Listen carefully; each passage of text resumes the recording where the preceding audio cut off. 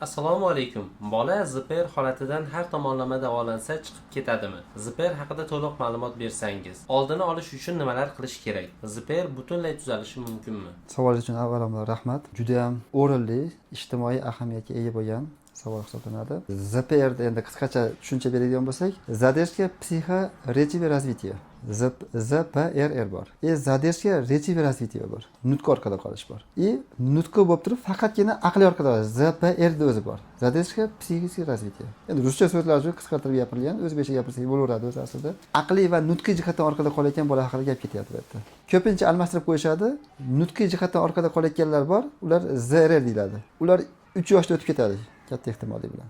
Endi ZPRlarimiz bo'lsa, aql orqada qolgandan keyin unga bog'liq holatda nutq ham orqada qoladi. O'shuning uchun ZPRR deyiladi.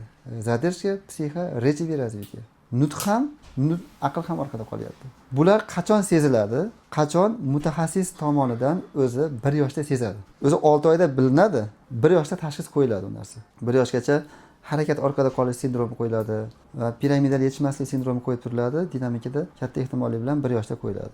Ota-ona buni 2 yoshda qabul qiladi. 2 yoshgacha bolam yaxshi deb yuradi. Chunki bolani hayoti 2 yoshgacha ko'p ehtimollik bilan, katta ehtimollik bilan gorizontal holatda bo'ladi va uni tengqurlari, o'rtoqlari vertikal holatga o'tganda, ya'ni o'tirganda, yurganda, boshini tutganda, harakat qilayotganda, uniki hali ham yotganini ko'rib turib, keyin ha, bolam orqada qolibdi deb turib qabul qiladi. Bu ham bitta muammo bizda.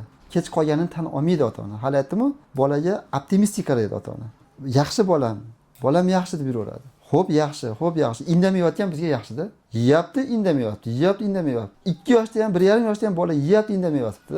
Hey, sizni bolangiz bilan teng bolalar yuryapti.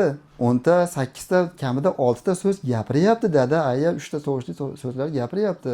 Siz dadasi kech gapirgan ekan, ayasi kech gapirgan ekan. Oxiri keyin 2 yosh bo'lganda taqdirga tan berib, ha, bolam haqiqatda ziberar ekan. Endi kechirasizlar pulga borib taqaladi ham yo'q, to'g'rimi? Dori ham, muolaja ham, konsultatsiya ham. Kecha 1 so'mga yaxshi bo'layotgan kasallik, endi 10 so'mga ham o'zi kech. Endi 10 so'mga ham deyarli kech, o'zbekcha gapiraylik. O'shuning uchun har qanday kasalni oldini olish yaxshiroq. Surishtirib kelsa, o'sha ZPR ham tug'ilmasdan oldin kasallik sabablari boshlangan bo'ladi, hali aytganimizdek. O'shani sababni yo'qolsa yaxshi edi. Xo'p, tug'ilib qoldi. Aniqlandi, tonisi o'zgargan, yo past yoki sipastlik oshgan. Shunaqa bo'lsa, aksariyatlarimiz tan olmaymiz o'shani.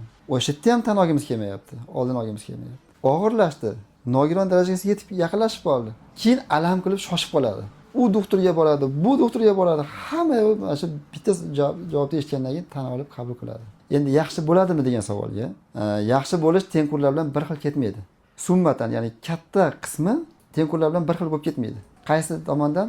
Hali oliy ma'lumotlik, jamiyatda egallagan o'rin jihatdan baribir kimnidir yordamiga muhtoj inson bo'lib qoladi ZPRlarimiz. Endi yangi davolash taktikalari ko'payib ketgan hozir. Dori-darmonlar, neyrofiziologik, misol uchun BAK deymiz, BOS deymiz, TMS deymiz, TKMP deymiz yoki neyropsixologik taktikalar ko'payib ketgan, aboterapiya deymiz, adaptologiya deymiz.